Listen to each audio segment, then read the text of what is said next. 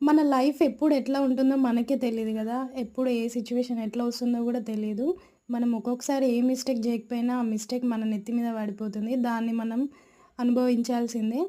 ఇక్కడైతే నేను దేని గురించి చెప్తున్నా అంటే 'బిగ్ బాస్' సీజన్ 7 పల్లవి ప్రశాంత్ విన్నర్ అయినా గూడా జైలుకి వెళ్ళేసొచ్చిండు. తనంతా ఫేస్ చేసిండు.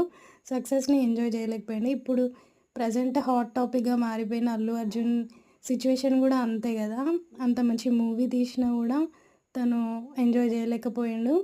ఇంతకీ మీరు 'పుష్ప 2' సినిమా జూషిర్రా లేదా? నేనైతే ఇప్పటివరకు చూడలేదు. ఏ మూవీ వచ్చినా ఫస్ట్ ఉరికి ఎళ్లి జూసేవాళ్ళం మేము మూవీ.